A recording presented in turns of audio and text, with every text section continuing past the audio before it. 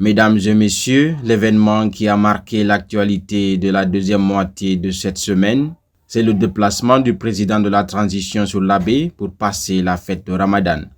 Suite à une première annonce, Guinée News a indiqué dans la soirée du jeudi que le président Mamadi Doumbouya vient de poser ses valises à l'aérodrome de Tata.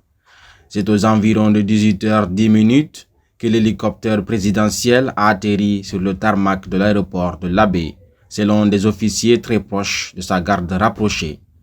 Ensuite, ce vendredi, jour de la fête, le quotidien électronique a annoncé une forte mobilisation autour du président Doumbouya à l'Abbé pour fêter l'Aïd al-Fitr. Comme on pouvait s'y attendre, Guinée News rapporte que le lieu habituel de prière des fêtes de l'Abbé, c'est-à-dire le Julirde Idi Boloko, a refoulé du monde. Dès 9h30, ce plus grand lieu de prière de la région administrative de l'Abbé était déjà noir de monde. C'est pratiquement toutes les autorités de la région et les populations de la commune urbaine de l'Abbé qui se sont donné rendez-vous en cet événement inédit, a relayé guinénews.org. De son côté, guinématin.com titre « L'Abbé réclame l'eau et l'électricité à Mamadi Doumbouya ». Le CNRD et son président ne sont pas un gouvernement de promesses, répond Amara Kamara. À la Villa Sili, située à Tata, où le président de la transition, colonel Mamadi Doumbouya, s'est entretenu avec les sages et la notabilité de l'Abbé ce vendredi 21 avril 2023, des groupes de jeunes ont interpellé les autorités sur le manque d'eau et d'électricité que connaît actuellement cette ville. Courant, l'Abbé n'a pas d'eau, ont-ils scandé.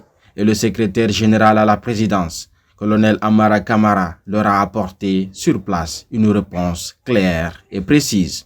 Il a déclaré, je cite, « Vos préoccupations ont été entendues, les solutions idoines seront trouvées, mais ça demande du temps, de la compréhension et de la patience. Tout ce qui se fera sera à l'actif de vous les jeunes, mais soyez là pour suivre les travaux, ils vont se réaliser. » Le CNRD et son président ne sont pas un gouvernement de promesses.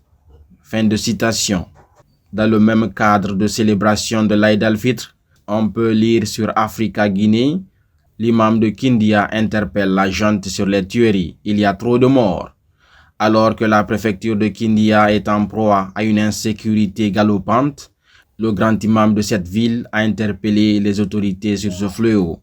Dans son sermon à l'occasion de l'Aïd al-Fitr, célébré ce vendredi 21 avril 2023. AfricaGuinée.com souligne que El Hadj Mamoudou Kamara, qui a dirigé la prière, a accentué son message sur l'atmosphère sociopolitique dans le pays et surtout le regain d'insécurité qui frappe la ville de Kindia ces derniers jours. 2 jeunes ont été abattus par des inconnus ces dernières 72 heures dans la commune urbaine de Kindia. L'imam El Hadj Mamoudou Kamara annonce qu'il va saisir les autorités locales ainsi que le président de la République pour prendre des mesures urgentes afin d'éradiquer le phénomène et d'assurer la sécurité des citoyens. De l'autre côté, en parlant de développement, le même quotidien électronique a titré « Guinée, Amara Kamara annonce une bonne nouvelle à 11 villes. Pour accélérer le processus de désenclavement et de construction des infrastructures, un des chantiers de la refondation enclenché par Mamadi Doumbouya, le colonel Amara Kamara annonce plus de 100 km de bitume repartis dans 11 villes du pays en 2023. Africa Guinée souligne dans ses colonnes que ces bitumes seront repartis entre les villes ci-après. Tougué, 15 km, Lelouma, 9,5 km, Koubia, 9,3 km, Mali, 17,1 km, Kindia, 8,5 km, Gawal, 10 km, Koundara, 8,3 km, Dalaba, 8,5 km, Massanta, 11,2 km, Yomu, 11 km et Kerouané, 11,3 km. À l'international, Africa Guinée nous informe qu'au Mali voisin, le chef de cabinet d'Assimi Goïta a été tué dans une attaque.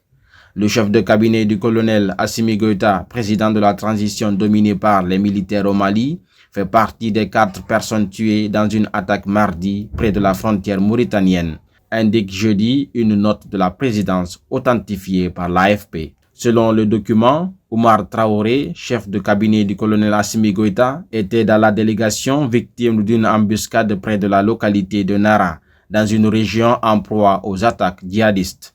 Les obsèques ont eu lieu jeudi à Kita, ville garnison près de la capitale Bamako, précise la même source. Africa Guinée précise que la note relève l'identité des 3 autres victimes, un agent de sécurité, un entrepreneur et un chauffeur.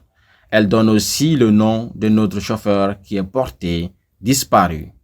Mesdames et messieurs, c'est tout pour cette revue de presse de cette deuxième moitié de la semaine. On se reprend la semaine prochaine pour un autre numéro.